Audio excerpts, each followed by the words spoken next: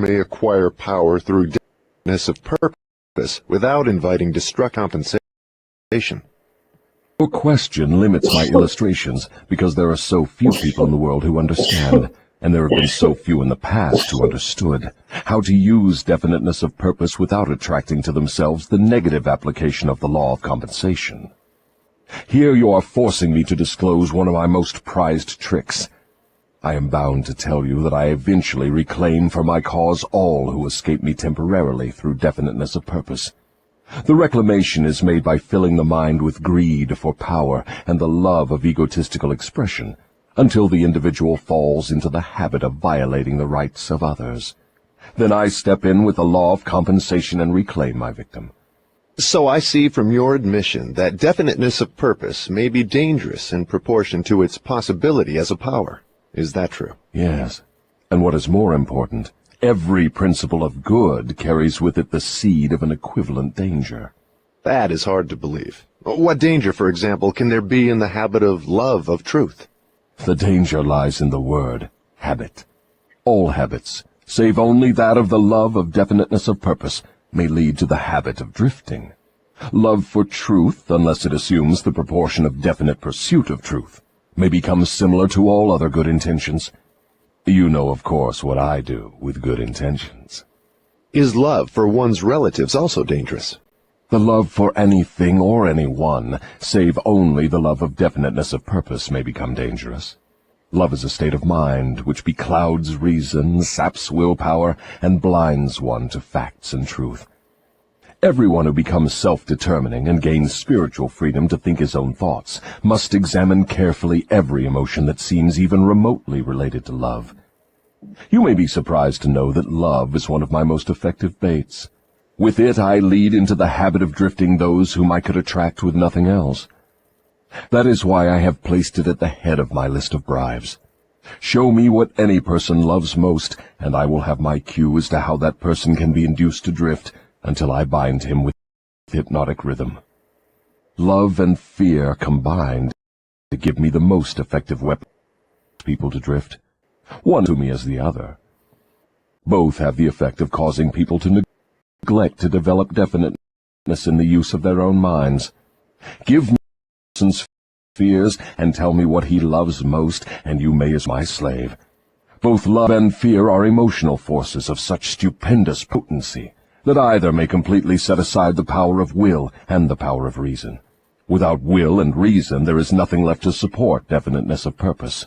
But, Your Majesty, life would not be worth living if people never felt the emotion of love. Ah, you are right as far as your reasoning goes, but you neglected to add that love should be under one's definite control at all times. Of course, love is a desirable state of mind, but it also is a palliative, which may be used to limit or destroy reason and willpower, both of which rate above love in importance to human beings who want freedom and self-determination. I understand from what you say that people who gain power must harden their emotions, master fear, and subdue love. Is that correct? People who gain and maintain power must become definite in all their thoughts and all their deeds. If that is what you call hard, then they must become hard. Let us look into the sources of advantage of definiteness in the everyday affairs of life. Which is more apt to succeed, a weak plan applied with definiteness, or a sound, strong plan indefinitely applied? Weak plans have a way of becoming strong if definitely. You mean that any plan definitely put into continuous action in pursuit of a definite purpose may be successful, even if not the best plan? Yes. Definiteness of purpose plus definiteness of plan by which the purpose is to be achieved generally, no matter how weak the plan may be.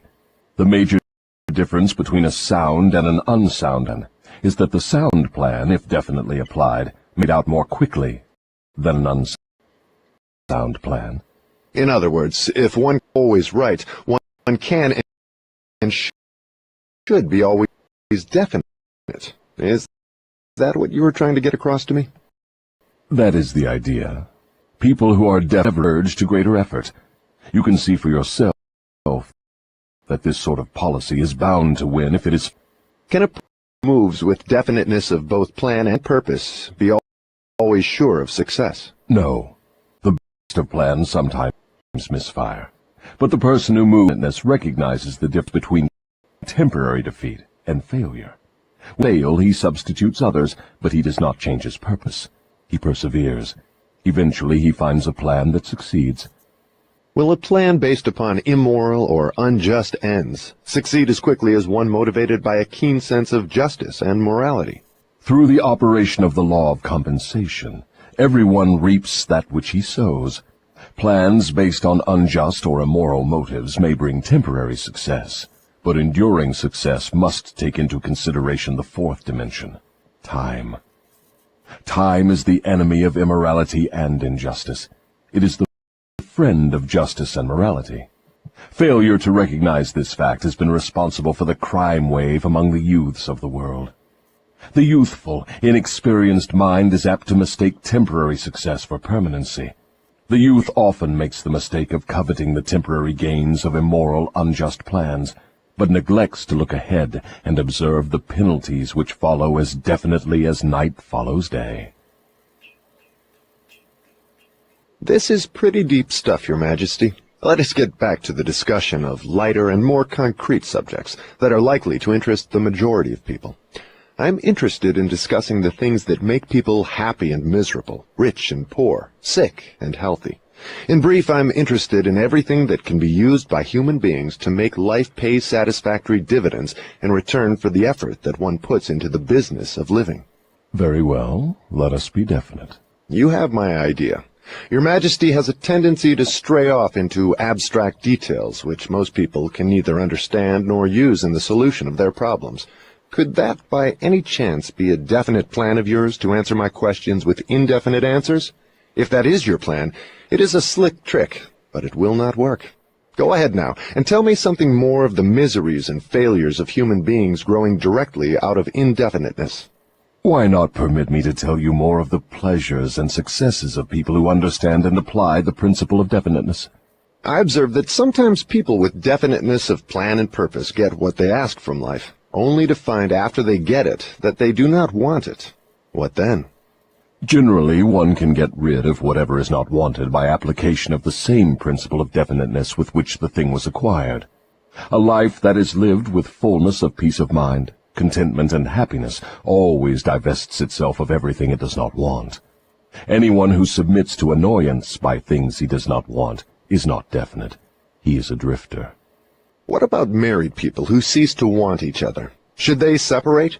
Or is it true that all marriages are made in heaven, and the contracting parties are, therefore, forever bound by their bargain, even though it may prove to be a poor one for both? First, let me correct that old saying that all marriages are made in heaven. I know of some which were made on my side of the fence. Minds which do not harmonize should never be forced to remain together in marriage or any other relationship. Friction and all forms of discord between minds lead inevitably to the habit of drifting, and of course to indefiniteness. Aren't people sometimes bound to others by a relationship of duty, which renders it impractical for them to take from life what they want most? Duty is one of the most abused and misunderstood words in existence. The first duty of every human being is to himself. Every person owes himself the duty of finding how to live a full and happy life. Beyond this, if one has time and energy, not needed in the fulfillment of his own desires, one may assume responsibility for helping others. Isn't that a selfish attitude? And isn't selfishness one of the causes of failure to find happiness? I stand by my statement that there is no higher duty than that which one owes himself.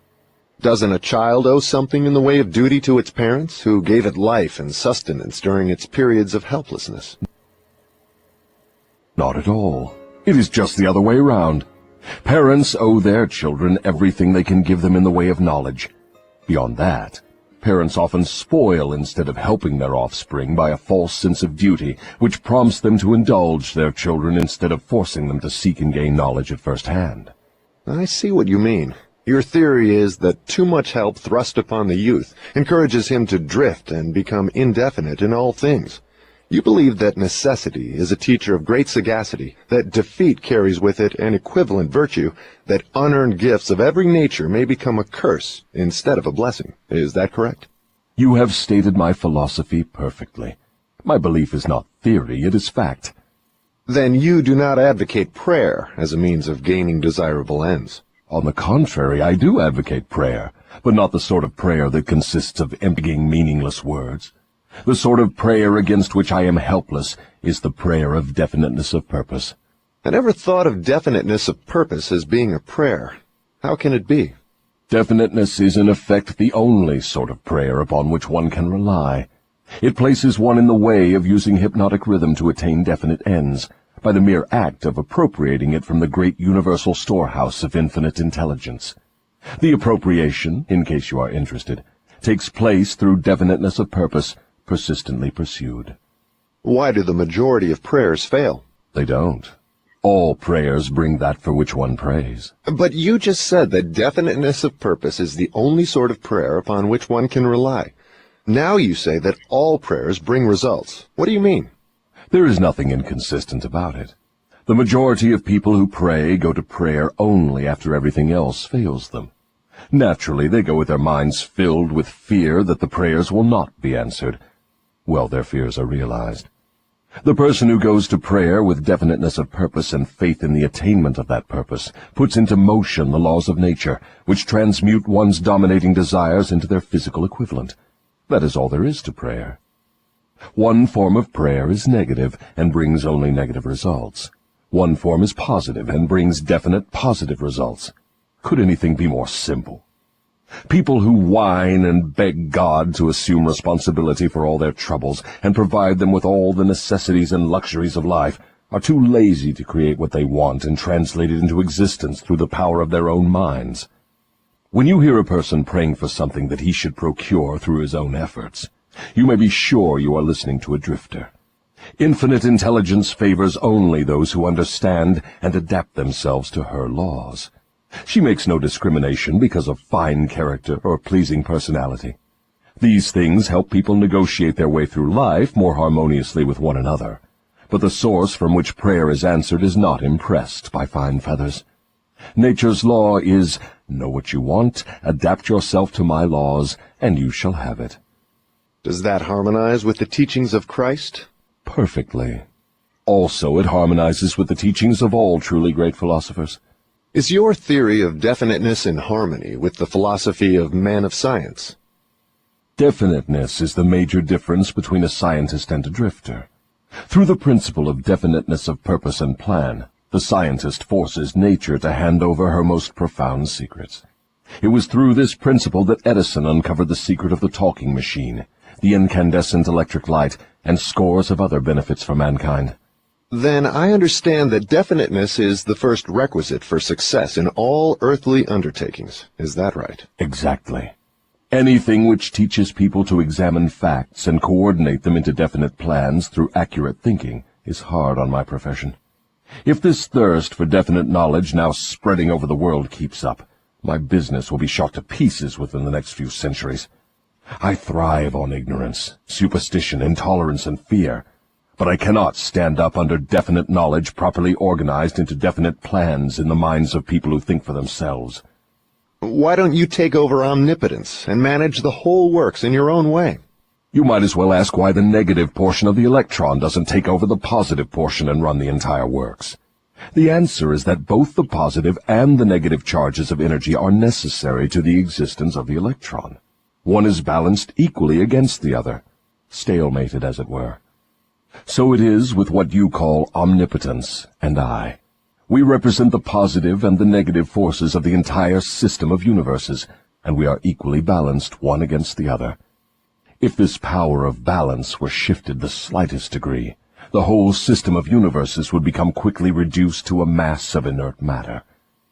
Now you know why I cannot take over the whole show and run it my way.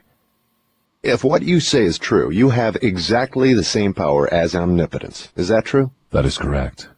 My opposition, you call it omnipotence, expresses itself through the forces which you call good, the positive forces of nature. I express myself through the forces you call bad, the negative forces. Both good and bad are coincidental with existence. One is as important as the other. Then the doctrine of predestination is sound. People are born to success or failure, misery or happiness, to be good or bad, and they have nothing to do with this, nor can they modify their natures. Is that your claim? Emphatically not. Every human being has a wide range of choice in both his thoughts and his deeds.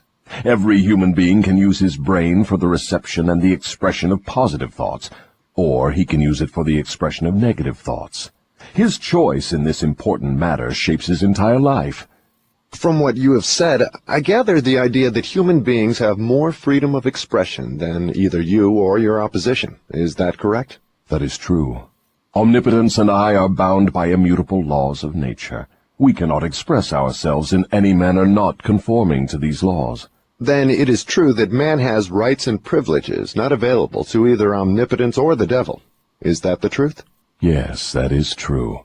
But you might well have added that man is not yet fully awakened to the realization of this potential power. Man still regards himself as something resembling the worms in the dust, when in reality he has more power than all other living things combined. Definiteness of purpose seems to be a panacea for all evils of man. Not that, perhaps, but you may be sure no one ever will become self-determining without it. Why aren't children taught definiteness of purpose in the public schools? For the reason that there is no definite plan or purpose behind any of the school curricula. Children are sent to school to make credits and to learn how to memorize, not to learn what they want of life. What good is a school credit if one cannot convert it into the material and spiritual needs of life? I am only a devil, not an unwinder of riddles. I deduce from all you say that neither the schools nor the churches prepare the youths of the world with a practical working knowledge of their own minds. Is anything of more importance to a human being than an understanding of the forces and circumstances which influence his own mind? The only thing of enduring value to any human being is a working knowledge of his own mind. The churches do not permit a person to inquire into the possibilities of his own mind, and the schools do not recognize that such a thing as a mind exists. Aren't you a little hard on the schools and the churches? No, I am merely describing them as they are, without bias or prejudice. Aren't the schools and the churches your bitter enemies? Their leaders may think they are, but I am impressed only by facts. The truth is this, if you must know it. The churches are my most helpful allies, and the schools run the churches a close second. On what specific or general grounds do you make this claim? On the grounds that both the churches and the schools help me to convert people to the habit of drifting. Do you realize that your charge is substantially a sweeping indictment of the two institutions of major importance which have been responsible for civilization in its present form? Do I realize it? Man alive, I gloat over it. If the schools and churches had taught people how to think for themselves, where would I be now? This confession of yours will disillusion millions of people whose only hope for salvation is in their churches. Isn't that a cruel thing to do to them? Wouldn't most people be better off living in the bliss of ignorance than to know the truth about you? What do you mean by the term salvation? From what are people being saved? The only form of enduring salvation that is worth a green fig to any human being is that which comes from recognition of the power of his own mind. Ignorance and fear are the only enemies from which men need salvation. You seem to hold nothing sacred. You are wrong. I hold sacred the one thing which is my master, the one thing I fear. What is that? The power of independent thought backed by definiteness of purpose. Then you do not have many people to fear. Only 2 out of every 100, to be exact. I control all others. Let's give the churches a rest and get back to the public schools. Your confession has shown clearly that you thrive and perpetuate yourself from one generation to another by the clever trick of taking over the minds of children before they have the chance to learn how to use their minds. I wish to know what is wrong with a public school system that permits the devil to control so many people. I wish to know also what can be done to the established system of teaching that will ensure all children the opportunity to learn, first, that they have minds, and second, how to use those minds to bring spiritual and economic freedom. I am putting the question to you definitely enough, and since you have stressed the importance of definiteness of purpose, I am here and now putting you on notice that your answer to my question must be definite. Wait a moment while I catch my breath. You have given me quite an order. It seems strange that you would come to the devil to learn how to live. I should think you would go to my opposition. Why don't you? Your Majesty, it is you who are on trial here, not I. I want the truth, and I am not particular as to the source from which I get it.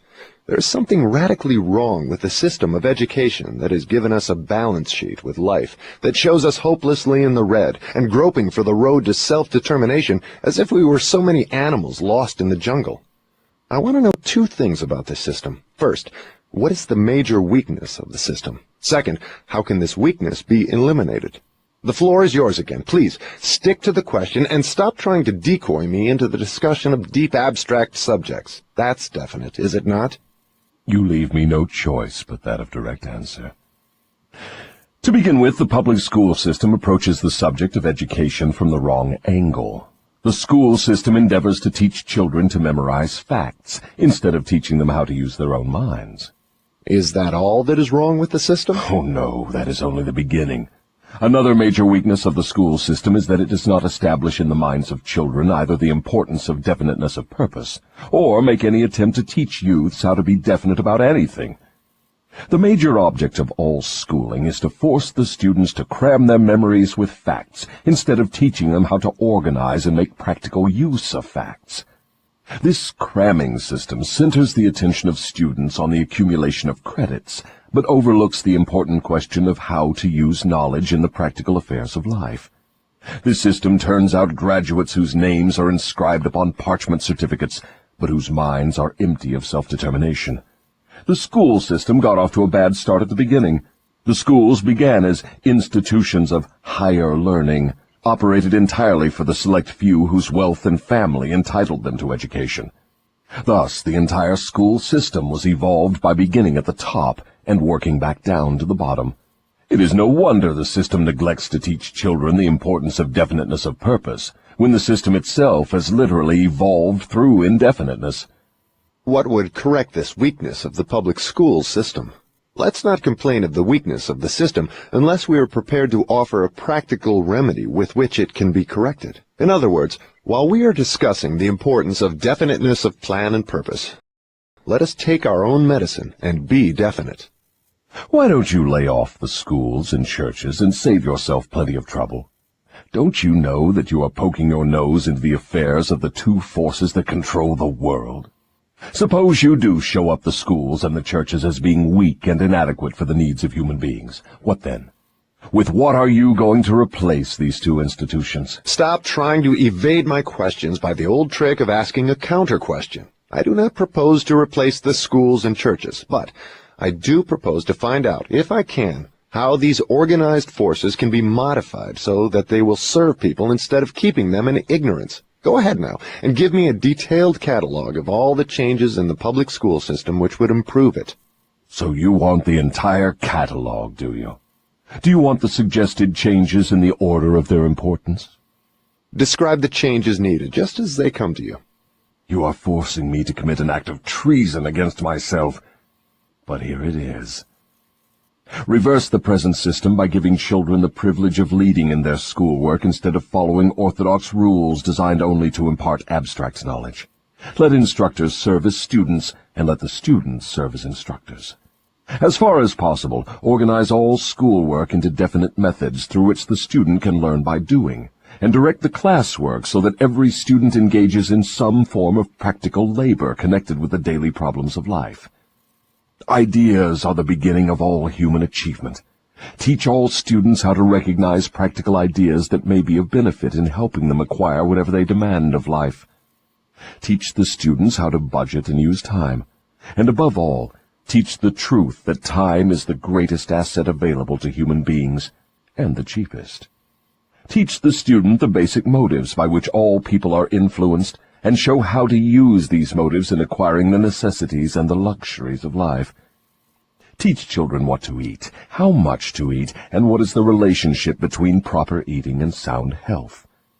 Teach children the true nature and function of the emotion of sex. And above all, teach them that it can be transmuted into a driving force capable of lifting one to great heights of achievement. Teach children to be definite in all things, beginning with the choice of a definite major purpose in life. Teach children the nature of and possibilities for good and evil in the principle of habit, using as illustrations with which to dramatize the subject the everyday experiences of children and adults. Teach children how habits become fixed through the laws of hypnotic rhythm, and influence them to adopt, while in the lower grades, habits that will lead to independent thought. Teach children the difference between temporary defeat and failure, and show them how to search for the seed of an equivalent advantage which comes with every circumstance of defeat. Teach children to express their own thoughts fearlessly, and to accept or reject at will all ideas of others, reserving to themselves always the privilege of relying upon their own judgment. Teach children to reach decisions promptly and to change them, if at all, slowly and with reluctance, and never without a definite reason. Teach children that the human brain is the instrument with which one receives from the great storehouse of nature the energy which is specialized into definite thoughts, that the brain does not think, but serves as an instrument for the interpretation of stimuli which cause thought. Teach children the value of harmony in their own minds, and that this is attainable only through self-control. Teach children the nature and the value of self-control. Teach children that there is a law of increasing returns, which can be and should be put into operation as a matter of habit, by rendering always more service and better service than is expected of them. Teach children the true nature of the Golden Rule, and above all show them that through the operation of this principle, everything they do to and for another, they also do to and for themselves. Teach children not to have opinions unless they are formed from facts, or beliefs which may reasonably be accepted as facts. Teach children that cigarettes, liquor, narcotics, and overindulgence in sex destroy the power of will and lead to the habit of drifting. Do not forbid these evils, just explain them. Teach children the danger of believing anything merely because their parents, religious instructors, or someone else says it is so. Teach children to face facts, whether they are pleasant or unpleasant, without resorting to subterfuge or offering alibis. Teach children to encourage the use of their sixth sense, through which ideas present themselves in their minds from unknown sources, and to examine all such ideas carefully. Teach children the full import of the law of compensation as it was interpreted by Ralph Waldo Emerson, and show them how the law works in the small everyday affairs of life. Teach children that definiteness of purpose, backed by definite plans persistently and continuously applied, is the most efficacious form of prayer available to human beings. Teach children that the space they occupy in the world is measured definitely by the quality and quantity of useful service they render the world. Teach children there is no problem which does not have an appropriate solution, and that the solution often may be found in the circumstance creating the problem. Teach children that their only real limitations are those which they set up or permit others to establish in their own minds. Teach them that man can achieve whatever man can conceive and believe. Teach children that all schoolhouses and all textbooks are elementary implements, which may be helpful in the development of their minds, but that the only school of real value is the great university of life, wherein one has the privilege of learning from experience. Teach children to be true to themselves at all times, and since they cannot please everybody, therefore to do a good job of pleasing themselves. That is an imposing list, but it seems conspicuous by the fact it ignores practically every subject now taught in the public schools. Was that intended? Yes. You asked for a list of suggested changes in public school curricula which would benefit children. Well, that is what you got. Some of the changes you suggest are so unorthodox they would shock most of the educators of today, wouldn't they? Most of the educators of today need to be shocked. A good, sound shock often helps the brain that has been atrophied by habit. Would the changes you suggest for the public schools give children immunity against the habit of drifting? Yes, that is one of the results the changes would bring, but there are others, too. How could the suggested changes be forced into the public school system? You know, of course, it is as difficult to get a new idea into an educator's brain as it is to interest a religious leader in modifying religion so it will help people to get more from life. The quickest and surest way to force practical ideas into the public schools is to first introduce the ideas through private schools and establish such a demand for their use that public school officials will be compelled to employ them. Should any other changes be made in the public school system? Yes, many. Among other changes needed in all public school programs is the addition of a complete course of training in the psychology of harmonious negotiation between people. All children should be taught how to sell their way through life with the minimum amount of friction. Every public school should teach the principles of individual achievement through which one may attain to a position of financial independence. Classes should be abolished altogether. They should be replaced by the round table or conference system, such as businessmen employ. All students should receive individual instruction and guidance in connection with subjects which cannot be properly taught in groups. Every school should have an auxiliary group of instructors consisting of business and professional people, scientists, artists, engineers, and newspapermen, each of whom would impart to all the students a practical working knowledge of his own profession, business, or occupation. This instruction should be conducted through the conference system to save the time of the instructors. What you have suggested is, in effect, an auxiliary system of instruction that would give all school children a working knowledge of the practical affairs of life, direct from the original source. Is that the idea? You've stated it correctly. Let us dismiss the public school system and go back to the churches for a moment. All my life, I have heard clergymen preaching against sin and warning sinners to beware and repent so they could be saved, but I've never heard any of them tell me what sin is. Will you give me some light on this subject? Sin is anything one does or thinks which causes one to be unhappy. Human beings who are in sound physical and spiritual health should be at peace with themselves and always happy. Any form of mental or physical misery indicates the presence of sin. Name some of the common forms of sin. It is a sin to overeat, because that leads to ill health and misery. It is a sin to overindulge in sex, because that breaks down one's willpower and leads to the habit of drifting. It is a sin to permit one's mind to be dominated by negative thoughts of envy, greed, fear, hatred, intolerance, vanity, self-pity, or discouragement, because these states of mind lead to the habit of drifting. It is a sin to cheat, lie, and steal, because these habits destroy self-respect, subdue one's conscience, and lead to unhappiness. It is a sin to remain in ignorance, because that leads to poverty and loss of self-reliance. It is a sin to accept from life anything one does not want, because that indicates an unpardonable neglect to use the mind.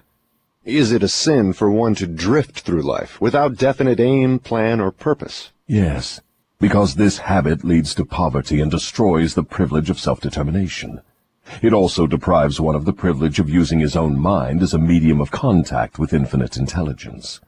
Are you the chief inspirer of sin? Yes, it is my business to gain control of the minds of people in every way possible. Can you control the mind of a person who commits no sin? I cannot, because that person never permits his mind to be dominated by any form of negative thought. I cannot enter the mind of one who never sins, let alone control it. What is the commonest and most destructive of all sins? Fear and ignorance. Have you nothing else to add to the list? There is nothing else to be added. What is faith? It is a state of mind wherein one recognizes and uses the power of positive thought as a medium by which one contacts and draws upon the universal store of infinite intelligence at will. In other words, faith is the absence of all forms of negative thought. Is that the idea? Yes, that is another way of describing it. Has a drifter the capacity to use faith? He may have the capacity, but he does not use it. Everyone has the potential power to clear his mind of all negative thoughts, and thereby avail himself of the power of faith. Stating the matter in another way, faith is definiteness of purpose backed by belief in the attainment of the object of that purpose. Is that correct? That's the idea exactly. What preparation must one undergo before being able to move with definiteness of purpose at all times? One must gain mastery over self. This is the second of the 7 principles. The person who is not master of himself can never be master of others. Lack of self-mastery is, of itself, the most destructive fitness. Where should one begin when making control over self? By mastering the 3 responsible for most of one's lack of self-discipline. The 3 appetites are 1. The desire for food, 2. The desire for expression of sex, 3. The desire to express loosely organized opinions. Does man have other appetites which need control? Yes, many of them. But these 3 are the ones which should be conquered first. When a man becomes master of these 3 appetites, he has developed enough self-discipline to conquer easily those of lesser importance. But these are natural appetites. They must be indulged if one is to be healthy and happy. To be sure, they are natural appetites, but they are also dangerous, because people who have not mastered themselves overfeed the appetites. Self-mastery contemplates sufficient control over the appetites to enable one to feed them what they need, and withhold food not needed. Your viewpoint is both interesting and educational. Describe the details through which I may understand how and under what circumstances people overfeed the appetites. Take the desire for physical food, for example. The majority of people are so weak in self-discipline they fill their stomachs with combinations of rich food which please the taste, but overwork the organs of digestion and elimination. They pour into their stomachs both quantity and combinations of food, which the body chemist can dispose of only by converting the food into deadly toxic poisons.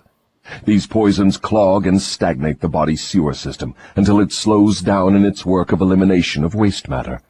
After a while, the sewer system stops working altogether, and the victim has what he calls constipation.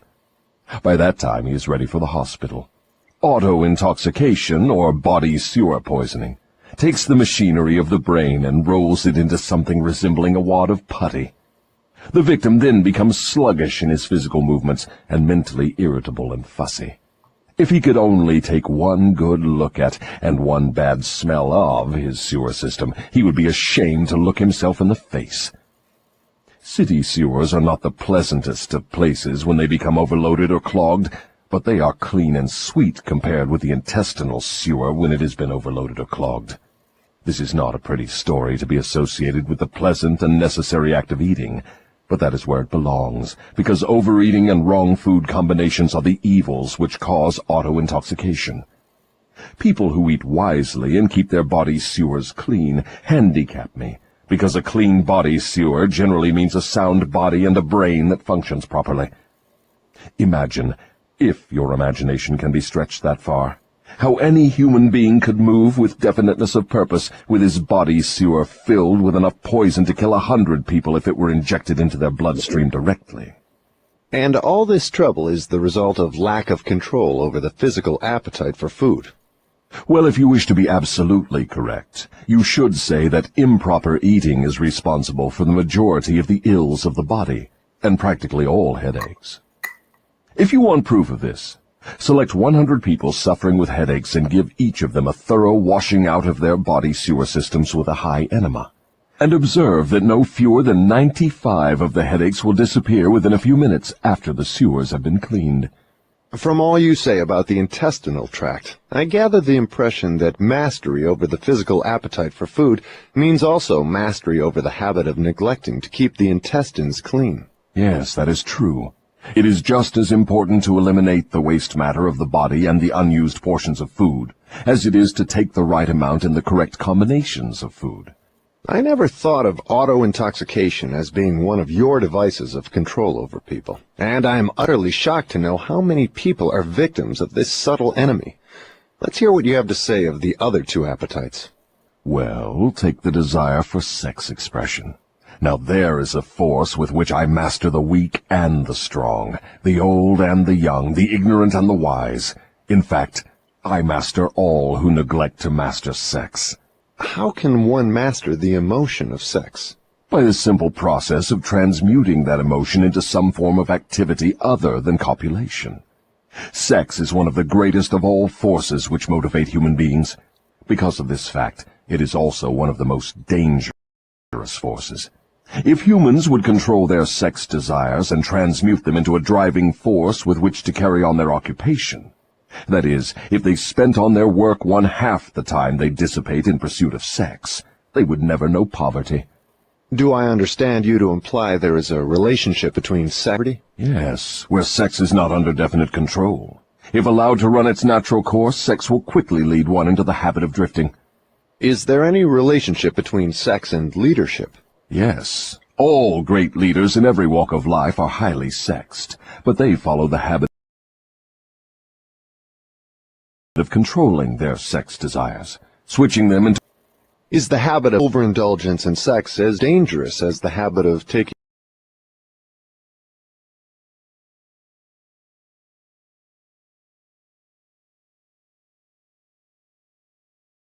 Why does the world look upon sex as some Use people have made of this emotion?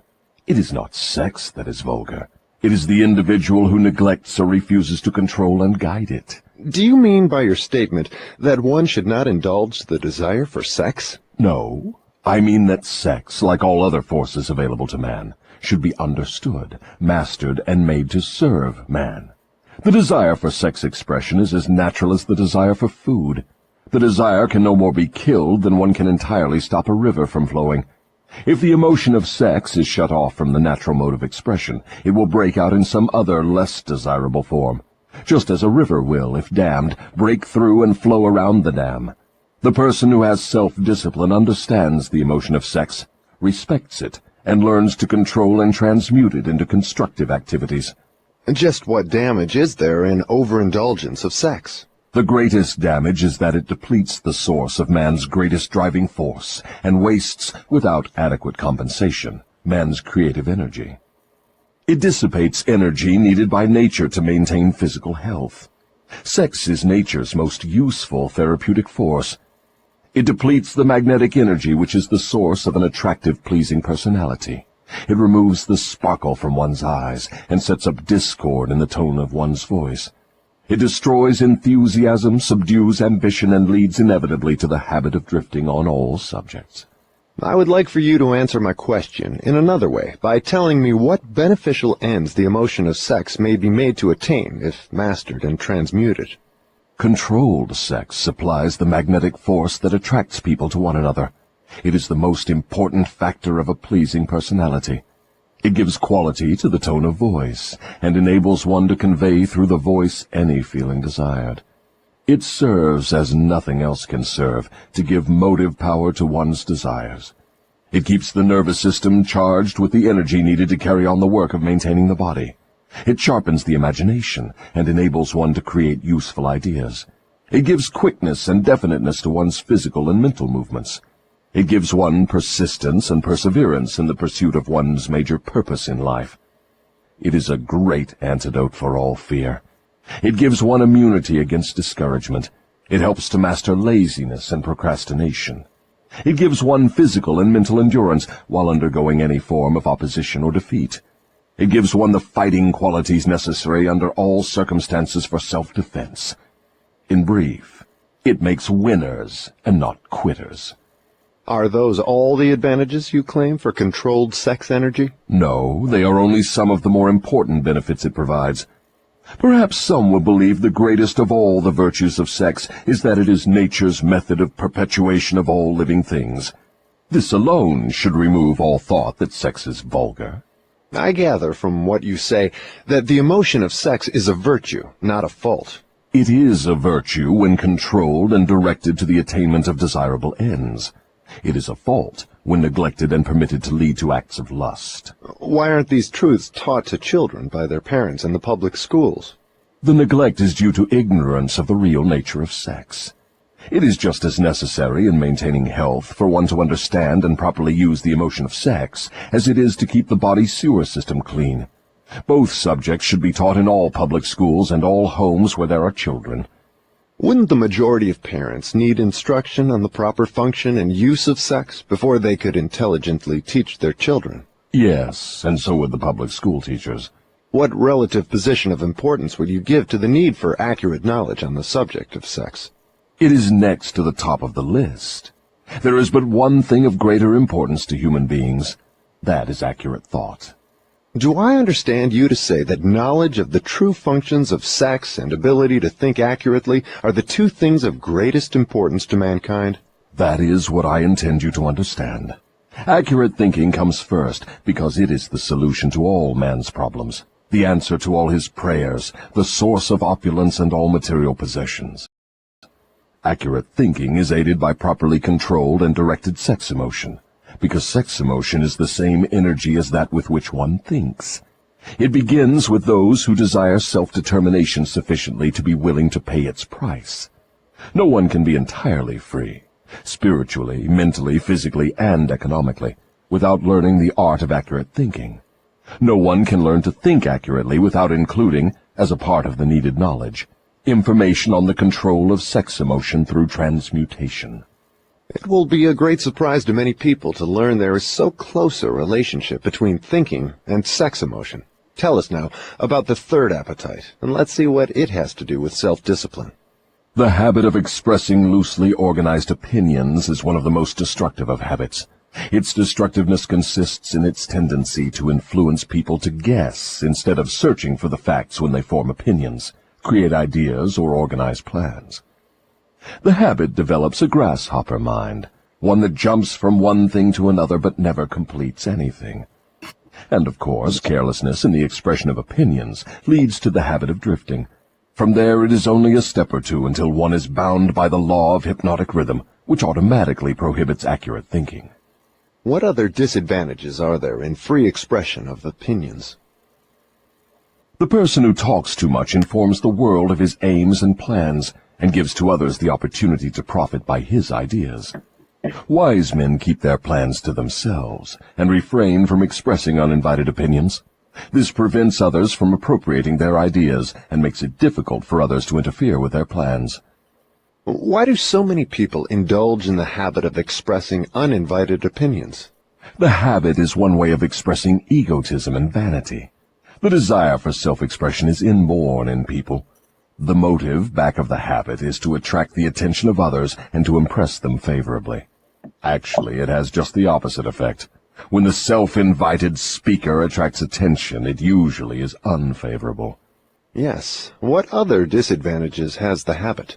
The person who insists on talking seldom has an opportunity to learn by listening to others. But isn't it true that a magnetic speaker often puts himself in the way of opportunity to benefit himself by attracting the attention of others through his powers of oratory? Yes, a magnetic orator does have an asset of tremendous value in his ability to impress people by his speech. But he cannot make the best use of this asset if he forces his speech on others without their invitation. No single quality adds more to one's personality than the ability to speak with emotional feeling, force, and conviction. But the speaker must not impose his speech upon others without being invited to do so. There is an old saying that nothing is worth more than its actual cost. This applies as well to the free, uninvited expression of opinions as to material things. What about people who volunteer their opinions by expressing them in writing? Do they also suffer by lack of self-discipline? One of the worst pests on earth is the person who writes uninvited letters to people of prominence. Men in public office, moving picture stars, men who have succeeded in business or written a best-selling book. And people whose names appear often in the newspapers are continuously besieged by people who write letters expressing their opinion on all subjects. But the writing of uninvited letters is a harmless way of finding pleasure through self-expression, is it not? What damage does one do by the habit? Habits are contagious. Every habit attracts a flock of its relatives. The habit of doing anything that is useless leads to the formation of other habits that are useless, especially the habit of drifting. But that is not all the dangers associated with the habit of indulging in uninvited expression of opinions. The habit creates enemies and places in their hands dangerous weapons by which they may do great injury to the one who indulges in it. Thieves and confidence men and racketeers pay big prices for the names and addresses of the writers of uninvited letters. Knowing as they do, the writers of these letters become easy victims of all manner of schemes that result in the loss of their money. They refer to the writers of such letters as nuts. If you wish to know how foolish people are who write uninvited letters, read the nut column of any newspaper, the column in which the paper publishes the voluntary opinions of its readers, and you will see for yourself how the writers of such letters antagonize people and invite opposition from others. Now, I had no idea, Your Majesty, that people get into so much difficulty through uninvited expression of their opinions. But now that you have brought up the subject, I do remember writing the editor of a prominent magazine an uninvited letter of criticism, which cost me a fine position on his staff, at a fat salary. That is a perfect example. The proper place to begin self-discipline is right where you stand. The way to begin is by recognizing the truth, that there is nothing for good or evil throughout the myriads of universes except the power of natural law. There is no individual personality anywhere throughout the myriad of universes with the slightest power to influence a human being, save nature and human beings themselves. There is no human being now living, no human being has ever lived, and no human being ever will live with the right or the power to deprive another human being of the inborn privilege of free and independent thought. That privilege is the only one over which any human being can have absolute control. No adult human being ever loses the right to freedom of thought, but most humans lose the benefits of this privilege either by neglect or because it has been taken away from them by their parents or religious instructors before the age of understanding. These are self-evident truths, no less important because they are being called to your attention by the devil than they would be if brought to your attention by my opposition. But what are people going to lean upon in the hour of emergency when they know not where nor to whom to appeal? Let them lean upon the only dependable power available to any human being. And what is that? Themselves. The power of their own thoughts. The only power they can control and may rely upon. The only power which cannot be perverted, colored, modified, or falsified by their dishonest fellow human beings. All you say seems logical, but why must I come to the devil to discover such profound truths? Let's get back to the 7 principles. You've already disclosed enough information to show clearly that the secret of how to break the power of hypnotic rhythm is wrapped in the 7 principles. You have shown, too, that the most important of these principles is self-discipline. Now, go ahead and describe the other 5 principles you have not yet mentioned and indicate what part they play in giving one self-discipline. First, let me summarize that part of my confession we have already covered. I have frankly told you that my 2 most effective devices for mastering human beings are the habit of drifting and the law of hypnotic rhythm. I have shown you that drifting is not a natural law, but a man-made habit which leads to man's submission to the law of hypnotic rhythm. The 7 principles are the media by which man may break the hold of hypnotic rhythm and take possession again of his own mind. You see, therefore, the 7 principles are the 7 steps which lead victims of hypnotic rhythm out of the self-made prisons in which they are bound. The 7 principles are the master key that unlocks the door to spiritual, mental, and economic self-determination. Is that true? Yes, that's another way of stating the truth. Is failure ever a benefit to man? Yes. Indeed, learning from adversity is the 3rd of the 7 principles. But few people know that every adversity brings with it the seed of an equivalent advantage. Still fewer people know the difference between temporary defeat and failure. If this knowledge were generally known, I would be deprived of one of my strongest weapons of control over human beings. But I understood you to say that failure is one of your greatest allies. I got the impression from your confession that failure causes people to lose ambition and quit trying, and then you take them over without opposition on their part. That is just the point. I take them over after they quit trying. If they knew the difference between temporary defeat and failure, they would not quit when they meet with opposition from life. If they knew that every form of defeat and all failures bring with them the seed of unborn opportunity, they would keep on fighting and win. Success usually is but one short step beyond the point where one quits fighting. Is that all one might learn from adversity, defeat, and failure? No, that is the least of what often serves as a blessing, because it breaks the grip of hypnotic rhythm and frees the mind for a fresh start. Now, getting somewhere. So, you have confessed at long last that even nature's law of hypnosis hypnotic rhythm can be and often is by nature herself. Is that correct? No, that is not stating the matter accurately. Nature never reverses any of her natural laws. Nature does not take away a human being's freedom of thought through hypnotic rhythm. The individual gives up his freedom by abuse of this law. If a man jumped from a tree and was killed by the sudden impact of his body with the earth through the law of gravity, you wouldn't say nature murdered him, would you? You would say the man neglected to relate himself properly to the law of gravity. I'm beginning to see. The law of hypnotic rhythm is capable of both negative and positive application. It may drag one down to slavery through loss of the privilege of freedom of thought, or it may help one rise to great heights of achievement through the free use of thought, depending on how the individual relates himself to the law. Is that correct? Now you have it right. But what about failure? One does not fail intentionally with purpose aforethought. No one encourages temporary defeat. These are circumstances over which the individual often has no control whatsoever. How, then, can it be said that nature does not take away one's freedom of thought when failure destroys ambition, willpower, and the self-confidence essential to make a fresh start? Failure is a man-made circumstance. It is never real until it has been accepted by man as permanent. Stating it another way, failure is a state of mind. Therefore, it is something an individual can control until he neglects to exercise this privilege. Nature does not force people to fail, but nature does impose her law of hypnotic rhythm upon all minds, and through this law gives seat to the thoughts which dominate those minds. In other words, failure thoughts are taken over by the law of hypnotic rhythm and made permanent if the individual accepts any circumstances as being permanent failure. That same law just as readily takes over and makes permanent thoughts of success. What part, then, does failure play in helping an individual break the grip of hypnotic rhythm after that law has been fastened upon his mind? Failure brings a climax in which one has the privilege of clearing his mind of fear and making a new start in another direction. Failure proves conclusively that something is wrong with one's aims or the plans by which the object of these aims is sought. Failure is the dead end of the habit path one has been following, and when it is reached, it forces one to leave that path and take up another, thereby creating a new rhythm. But failure does more than this.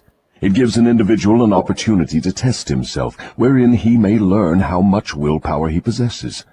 Failure also forces people to learn many truths they would never discover without it.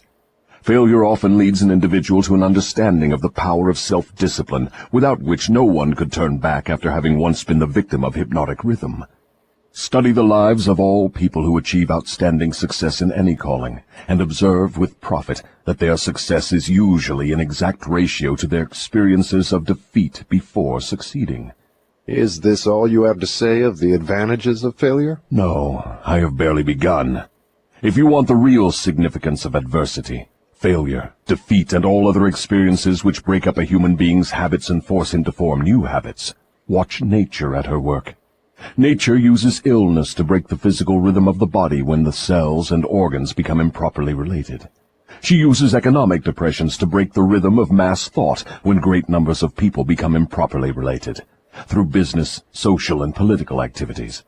And she uses failure to break the rhythm of negative thought when an individual becomes improperly related to himself in his own mind.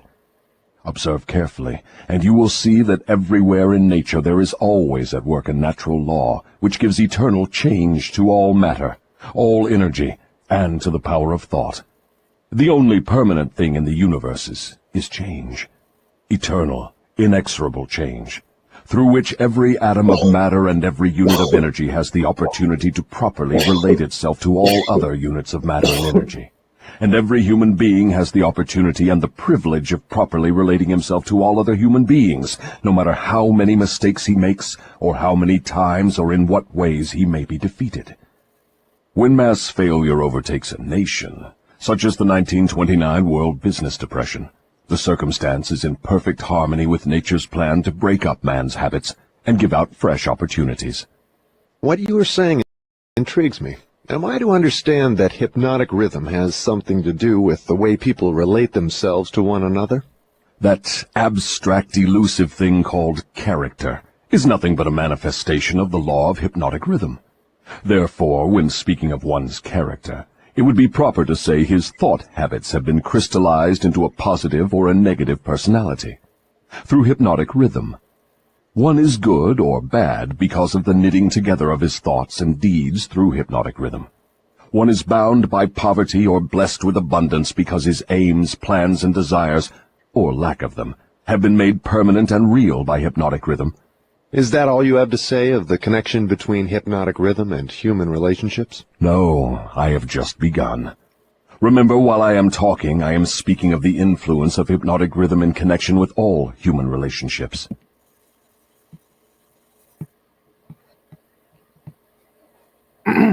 Man, that's getting good. But also, it's getting pretty long. It already took about an hour of you guys' time. Also, I'm not sure where we last left off. Yeah, it was kind of too much going on. I apologize about that. But yeah, we're going to run it back tomorrow at 10 a.m. for part 3 and the final part of a conversation with the devil. It's getting good. This conversation, this audio book. I like to listen to things like this as far as um, psychology, philosophy, different reporters, different point of view,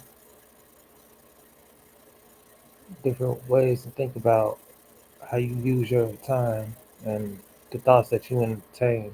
So I advocate for mental health awareness because throughout this whole conversation, it was a battle of the mind. How easy it is to be lured into not having the strength to think for yourself. And throughout this whole conversation, I was basically talking about a person that's not easily influenced, a person that's not easily possessed, is a person who thinks for themselves. The power of being different, daring to be different. Broke down a really powerful list. I encourage you all to run this video back, share it with your family and friends. It's all about awareness. Get the power back. How to manifest, how to really pray. If you guys caught any of that. The title of this video sounds really controversial, demonic in nature, but nevertheless, it's a lot of jewels within this conversation. A lot of things to really help people be free and to see the traps that's out there. A lot of people, a lot of leaders. It makes you really question reality and think about who do they have guarding their minds? Who do they look up to for knowledge?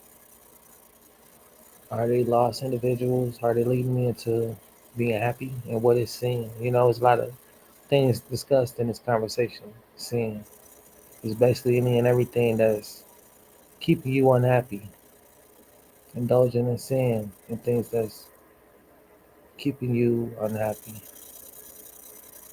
There's a lot of things. It's not to down anybody. I'm not perfect. I'm a sinner as well. But it is something about awareness, living in the present, being mindful of the things that I partake in. And, if I'm cleaning my system, eating right, drinking right, using my energy right in my relationships, stuff like that is important to think about. The school systems, the religious leaders, who am I getting education from? The stuff was pretty powerful. But you know what to do if you're new to YouTube. Team NGLC, subscribe to my channel. I'm currently working on my New Year's resolution is to monetize this platform on YouTube as I have done on other platforms, Facebook and TikTok. So yeah, I'm just working on my goals, and if you guys want to help me with that, it's free to do so. Just ask that you subscribe, check out my videos, share the comment or whatever. But anyway, peace and blessings from Team Edge. We could probably either run this back and finish it out tomorrow, or we can get into some other things. Just let me know what you guys want to do. But if not, I'll keep it going, and I have plenty of things to share with you all. But happy Tuesday. Peace and blessings from Team Andrew. As you see, I'm finna finish smoking, chilling, listen to some P&D. That's what I was listening to earlier. It's a mix. I'm gonna probably have to go over this video and see about the copyright stuff, if there is any. And if not, it's because I'm saying this right now. If y'all really, really check the videos, that I don't own any copyrights to the music playing in the background. Maybe I should have said that at first. But yeah, um, yeah. With that being said, good night.